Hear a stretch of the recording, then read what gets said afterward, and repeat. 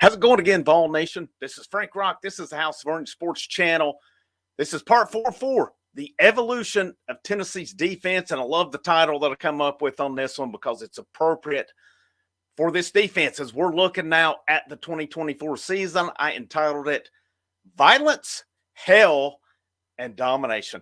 I like the title of that one. But before we get any further, thank you. Thank you so much for the support. Thank you guys for just checking out the content. It feels like 98 right now. The channel's at 1,998 subscribers. Is that an omen for the season? We'll see, but we're that close to 2,000. That close, man. But thank you. Thank you so much for that. Make sure you hit the thumbs up. Share it out. You know, anybody that's maybe not checked out the channel, may be interested, share it out. Let them see what they think about it. If you like it and you've been thinking about it as well, hit that subscribe button. Get notifications on here as well. We will be going live tomorrow night, 7:30 p.m. Eastern time. We'll talk post-Oklahoma, and we'll talk wherever else we go with it. Fall ball for baseball does start this week. We'll start previews on that. Maybe we'll talk that a little bit tomorrow night as well. We'll kind of see where it goes. But part 4 of 4. Part 1, I talked about the 2021 season. Part 2, that transition from 21 to 22, part 3 from 22 to 23, and now we're looking at 23 to 24 on here as well. So if we look back over this roster and we look, basically, and, just kind of to recap at this point. So the 2021 team, 34 sacks, 1,931 yards rushing, giving up 24 touchdowns. And they gave up 3,551 yards, 23 touchdowns, 13 interceptions, 5,482 total yards. That was the 2021 roster. Okay. Now, if we go back, we look at 2022, 27 sacks. So they're down in that department. 1,861 yards rushing, 15 touchdowns. That came down significantly as far as touchdowns given up. Come down about 70 yards on a little bit of improvement there. The passing game went up 3,764, but the touchdowns were down. Interceptions were also down, 21 touchdowns, 11 interceptions. Total yardage for the year was down a little bit, 5,269. Both of those defenses, though, did rank close to that 90 to 100. So neither one of them were outstanding. They had their moments in 2022. But, I don't know if you throw out South Carolina or what, which it's pretty much a given fact that it was the Connor Stallions game. Of course, there was Jeremy Banks in that game, that debacle leading up to it as well. It happened. You got to count it. It is what it is. There were some performances. I mean, their offense was the reason for that 11 wins that season. Let's say now in the bowl game against Clemson, I thought the defense was really good. Cade Klubnik was feeling it. The next day, I know that for a fact. Not only from that, I've heard it from somebody that played with him, actually. 23, though, we started to see that defense make improvements. Up to 41 sacks for 23. 1,478 yards rushing, 13 touchdowns. Both of those down. Rushing touchdowns down by 2. The rushing yardage down by almost 400. And the passing game significantly down. They only gave up 2,879 yards passing last year, 15 touchdowns, 12 interceptions. That's way down. And then total yardage, 4,337. They're down over 900 yards on it. Significant improvement last year. And I think there's a couple of those games, like the second half against Alabama, things kind of went off the tracks. Florida game, I thought that was their worst performance. And Missouri, those two games, I think. But really, besides those, I mean, it was a pretty solid defense. You looked at Texas A&M game, the D. Williams punt return, and that defense won Tennessee that football game. I mean, let's face it, that was a game Tennessee won. Now we start getting into 2024. Obviously, last night was the Oklahoma win. It's a different thing. Elite teams can beat you in multiple ways, in multiple facets of the game. This Tennessee team last night, and the more I thought about it, the more I slept. Well, I slept on it. I took another nap today and slept on it a little bit more. And then just thinking around about it today, they went with the game plan they had to go with last night to win. And there were multiple factors in that. I think, number one, your defense was playing so good. Why risk it and give them an opportunity going for the kill? I seen Brent Hubbs, volquest.com, in his 10 things he thinks he learned. He made reference to, what was it, 2014, Tennessee was playing Florida. They were up 9-0 in Neyland Stadium. Florida couldn't move the ball on them. All Tennessee had to do was really take care of the ball. They got greedy. Justin Worley was sacked. It became, 9-7 at that point, and then Florida got a field goal late, won that game 10-9. Sometimes you get greedy and it costs you. Sometimes you get aggressive. I mean, I can't sit here and say I loved the conservative play calling last night, but at the same time, that field was horrible. It was an atrocious field. The offensive line was having a rough night. You got to think about it. Nico had already fumbled twice on it. The defense got them the ball back, though. The defense held Oklahoma on both those. Nothing was hurt in the grand scheme of things, and your defense was playing lights out. Now, Oklahoma got a couple late. I don't know what happened on those. One of them, I think, was a bit of a rip because their quarterback fumbled the football, and Arian Carter got called for a personal foul on it. That was a fumble before that happened on it. I don't care what anybody says. But other than that, that left Oklahoma fans thinking, well, if that quarterback would have played, it'd have been a different game. No, it wouldn't have.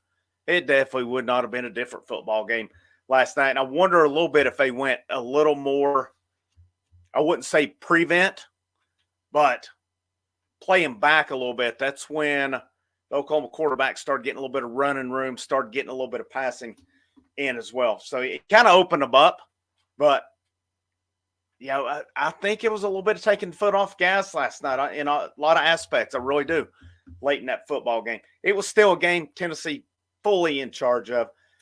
There was really not much concern. I mean, it got a little interesting with them able to go for two to make that a one-score game, but fortunately it didn't work out. And it was like most of the night, Oklahoma could not do much on short yardage against Tennessee. And what this defense is doing so far this year, number one, total defense. Number two against the run, 50.8 yards per game. Number two in third down conversions allowed at 17%. And they've given up 2 touchdowns in 4 games so far. 2 touchdowns in 4 games. And they've given up, this is according to Brent Hubbs, and they've given up 1 play of 30 yards this season. They're just, they played a lot of guys last night. They're rotating guys in and out. You look at their defense, and I'm going to share this. We'll look at utsports.com together here as well, as this really kind of puts it in perspective when you look at that. So right here, you look at scoring. They're giving up 7 freaking points per game. Insane. 28 points in 4 games that they've given up. They've given up 13 rushing first downs, 24 passing, 44 total first downs in 4 games. That's 11 per game. That's pretty good. Teams have only gained 390. Well, let's look at this. 397 yards gained. They've lost 194, 129 attempts. That's 1.6 yards per attempt, 50.8 per game, a net total of 203 yards per game, net total in 4 games, and 2 of them against NC State, who, let's face it, they don't look that good, but still yet they were supposed to be good coming into the season. And now an Oklahoma team that you just totally shut their run game down last night. Teams are passing 55 of 96, 2 interceptions, 1 touchdown. They're winning that battle. They've only given up 501 total yards passing in 4 games. 501 in 4 games. That's a little over 120 yards per game. That's crazy. That is absolutely crazy. 125 and a quarter basically is what they're giving up today a game. That's insane, man. Total yards 704 in 4 games, and only they've not given up 3. They've given up 2 touchdowns, and that was last night. But what they're doing now on this defense, and let's look at let's go back to 2023 as to who this defense. There was a big turnover. You got to think from 23 to 24, and let's take a look at that, and let's look at how that's really playing out. And sometimes I wonder, is it addition by subtraction, possibly, because they lost a lot of guys. Let's look just defensive backs by chance. Danico Slaughter transfers to Arkansas. Gabe Judy Lawley, he did go to the NFL. Jaden McCullough, NFL. Warren Burrell went to Georgia Tech. Kamal Haddon, NFL. Brandon Turnage to Ole Miss. Tamari McDonald, I think he's now at Louisville, if I'm not mistaken. Wesley Walker is now at Michigan. Christian Charles is back. Christian Conyer to Coastal Carolina. Andre Turrentine, Ricky Gibson, Jordan Matthews, Jordan Thomas. Of course, he was a big loss out for the year. Deshaun Rucker transferred to South Florida. Christian Harrison's back. Great game for him last night. John Slaughter, Jack Luttrell went to Arizona. Of course, you got Will Brooks, William Wright still on the team here as well. Now you get down to your defensive line. Tyler Barron transferred to 4 places in the offseason. Well, 4 if you include Tennessee. At Tennessee, then to Ole Miss, then to Louisville, now at Miami. I mean, last I saw, he's having a really good year for Miami. Elijah Simmons really coming into his own. Same with Joshua Josephs. Eason, looking at who's back. Of course, Pierce coming out party. Roman Harrison graduated last year. Shandavion Bradley transferred to JUCO. Let's see who else we got here. Going down the line. Most of the rest of these guys are back.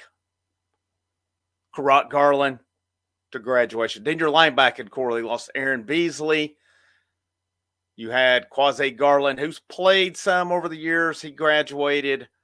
Elijah Herring transferred to Memphis. And so the rest of it. So that was the 2023 roster there. All right. So that's a lot of guys gone. You're basically rebuilding that defensive backfield. Now let's look at this signing class for 24. And I don't think we understood how vital this class was, not necessarily from a freshman perspective, but if you look at the portal class and look at who they brought in, and you think of now where this team is and where they looked at. So when we go to look at this portal class, now it starts to make a little bit of sense here. Now it starts to take a little bit of shape. All right, and we'll hit the high school ranks first. Jordan Ross was the big one, 5544 on his rankings. As high as 7th, as low as 45. That's pretty good. I'm just going defensive. Boo Carter ranged anywhere from 39 according to Rivals to 297 according to ESPN. Consensus 4-star there.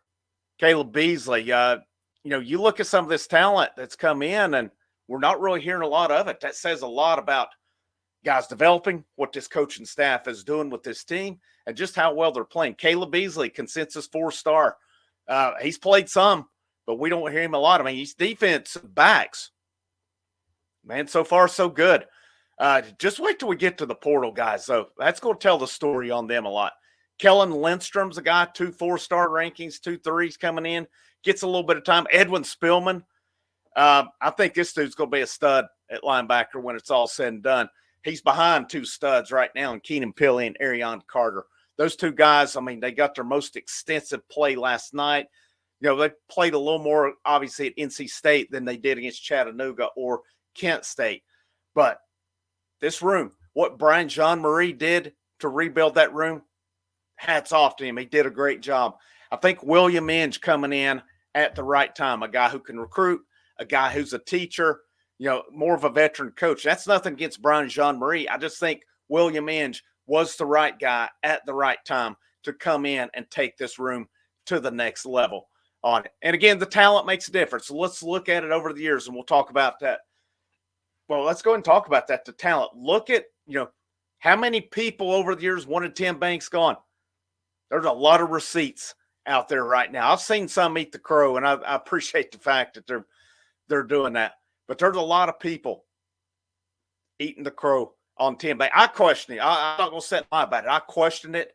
I don't know about to the extent of wanting him gone, but it's like there's just times there were those game plans. You're like, what's going on here? But just goes to show you, patience is a virtue. Patience was had with this defensive staff. I mean, with Tim Banks, with Rodney Garner, Mike Eckler's been there. He's mainly special teams. He's listed outside linebacker coach.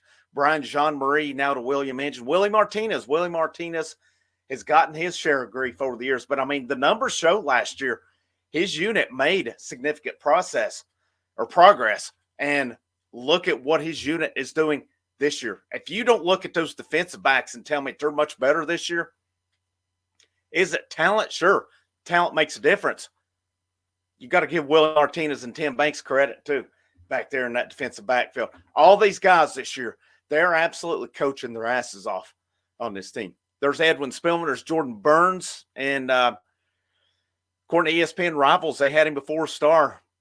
That's another pickup. Jamal Wallace was a JUCO guy. Part of me wonders if it's not more of maybe a red shirt with him this year, and then next year he becomes part of that rotation, because you are going to have significant losses on this defensive line in the offseason. You're going to lose a lot of good players, and there's a few that's going to have a decision to make in regards to the draft as well. Marcus Gorey right here. This is another safety.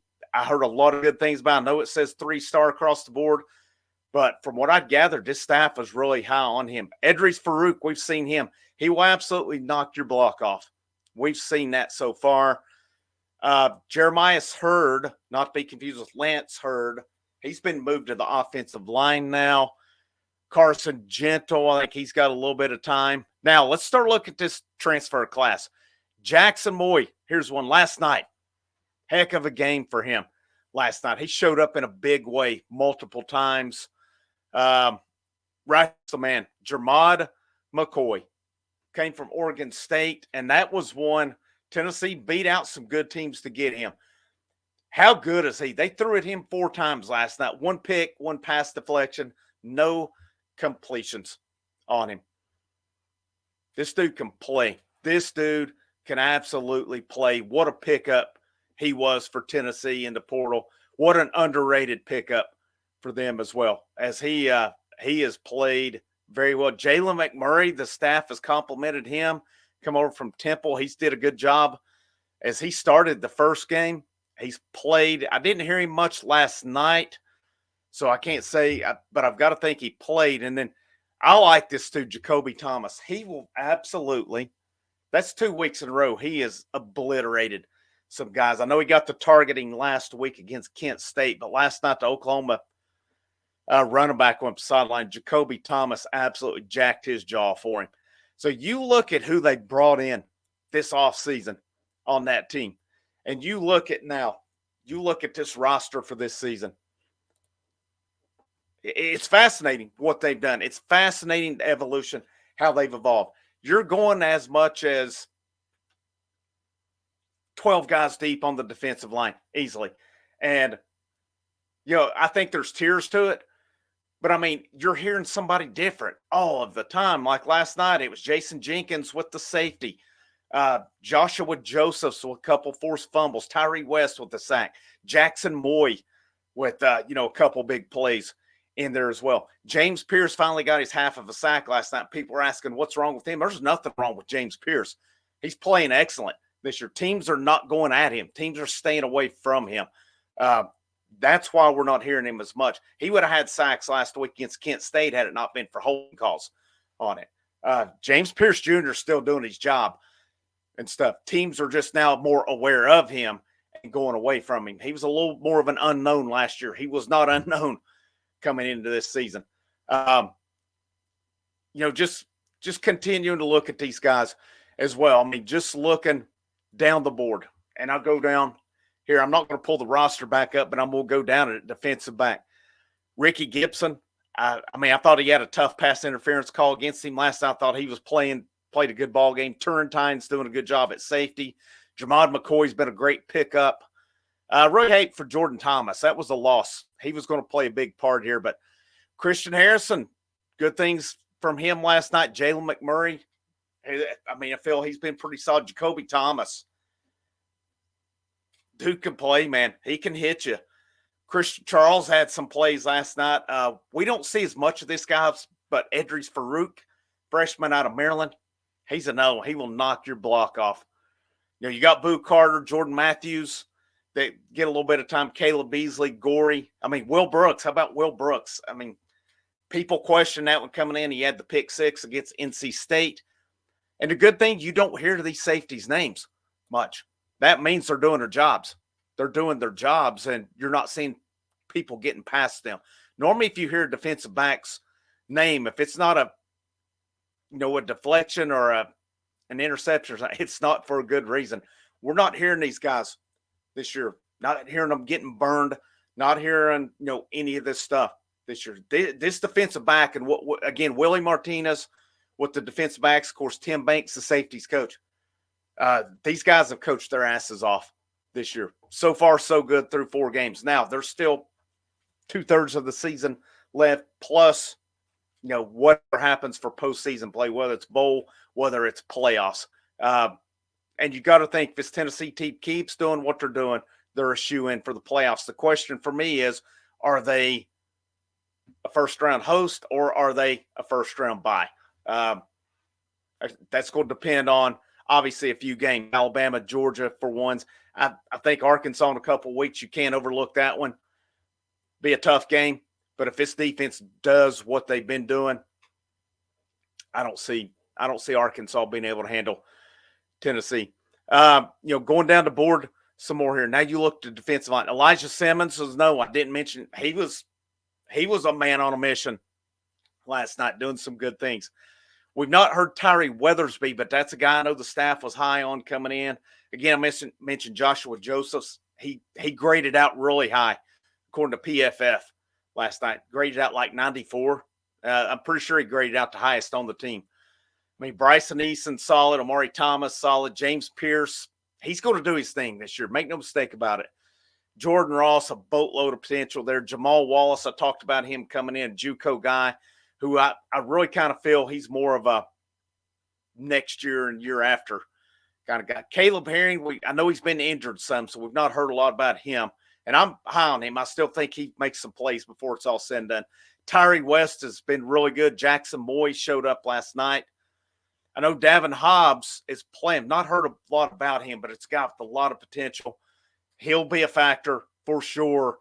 If not some this year, definitely next year. Of course, Omar Norman Lott, I think, has been really good this year. Lindstrom's a guy down the line. Dominic Bailey has been really solid. Nathan Robinson is a guy I think you'll hear more down the line as well. And then, of course, Jason Jenkins, a guy who came back. Boatload of potential with Jason Jenkins. And I'm glad he's back. He's a redshirt sophomore. This dude's going to continue. He keeps getting better. He started playing a little more at the end of last year. He played in the bowl game and showed up.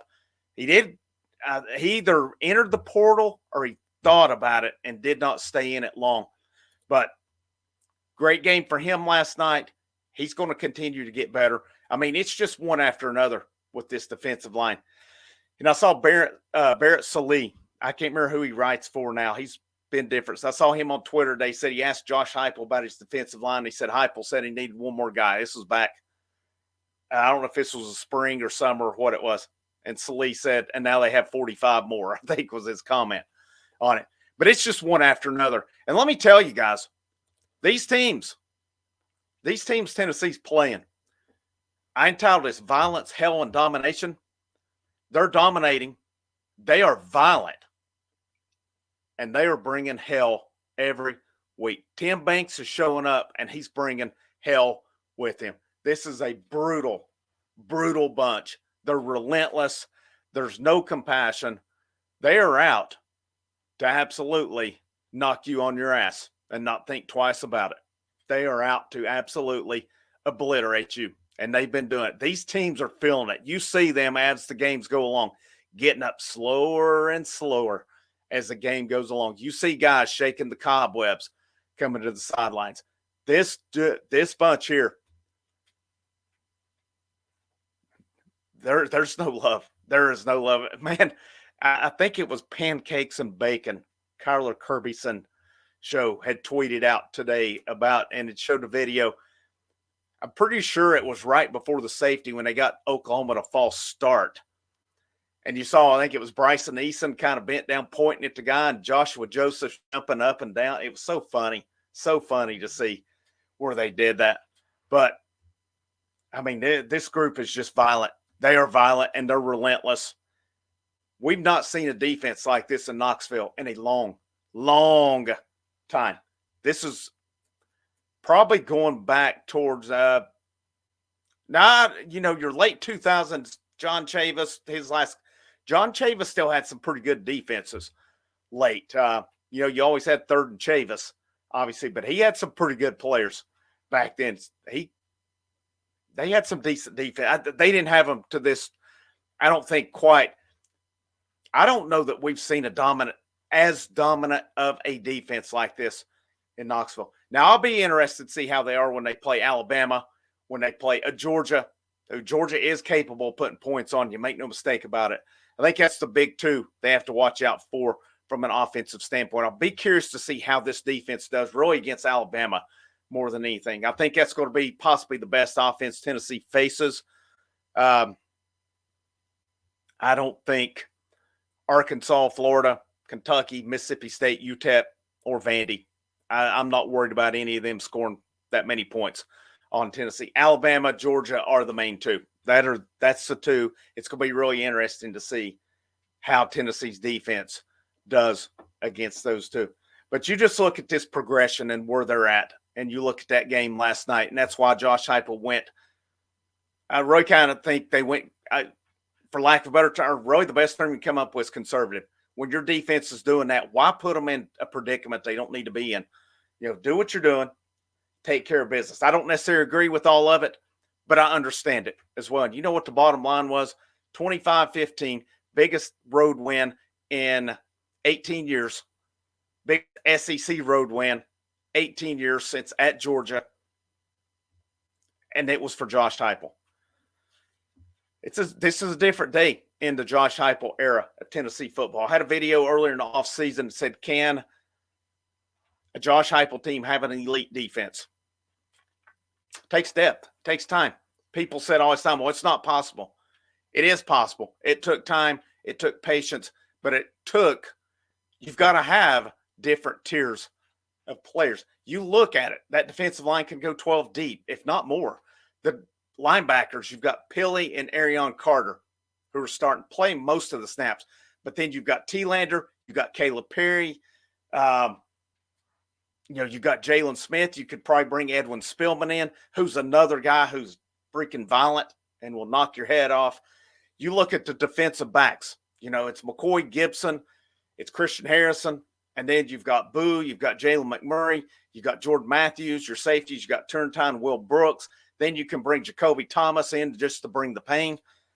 There's depth in all three levels, and all three levels are playing at high levels right now. Again, what this staff has done, man, there's a reason you don't just knee-jerk reaction when you have a couple bad games or something. The guys behind the scenes, the guys who are in the trenches every day, they know what they had. They've known this whole time. We probably get a little impatient because we see some of those performances not so great. But then you keep building it. You keep building it. You believe in what you're doing. Bang. 2024 comes along.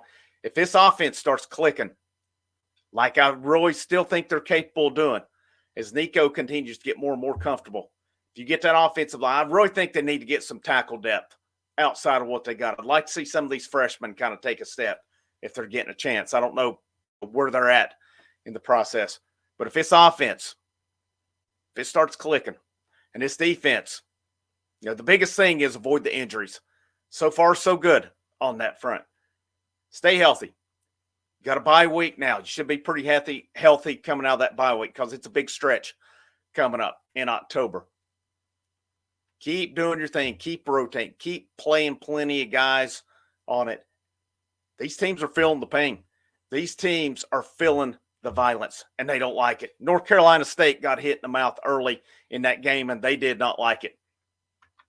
Teams think they're prepared for Tennessee, and then they meet Tennessee, and they don't like it. They don't like the violence, the hell, and the domination that they experience each night. I'll link parts 1, 2, and 3 on here as well later on. I'll try to find that video about the defense, the link here at the end as well. But I cannot say thank you enough to you guys for supporting the channel, for just watching the content, for the positive feedback. Such great feedback I had on here, positive feedback. I'm definitely open to any feedback. Please leave me some comments. Leave me some feedback on what you're seeing, what you would like to see on the channel for some ideas, because I do try to think outside the box a little bit, kind of do my own thing on this as well. But and if you want to say thanks, support the channel, there's the 3 membership options. There is the Patreon for $1 a month. There is the super thanks option if you just want to give a one-time. It does go to help support the channel. As there is an investment in it. Let's make no mistake about it. I'm not here to give you that spiel. I love doing this. This is fun. It is something to do on the side as well. But your investment, you like to get your worth, if that makes any sense. And I'm not out here begging for money, but hey, if that option's there and you're feeling generous, it does go to help support the channel. It is greatly appreciated. But if not, that's okay too. That's fine. Biggest thing you do to help me is thumbs up, share out the content. That's a great help, and I greatly appreciate that. So we'll wrap up on that one. Live tomorrow at 7:30 Eastern time. And we'll start working on fall ball for baseball. Starts Wednesday, the 25th. And we'll start working on position previews for that. I don't think I'm going to do any more tonight, but I'll try to get on that a little bit. I don't know. I may hit something tonight and release it in the morning. So be looking for that. I'm going to go ahead and do that. Yep. So we'll start our fall ball preview. If you're a paying member of the channel, you'll get early access to those as well. That is perks of being in one of the memberships of the channel. But I'm on a ramble now. I need to stop rambling and end this thing. Thank you so much. Have a great rest of your evening. Frank Rock, House of Orange Sports Channel. Last but most certainly not least, go Vols. Everyone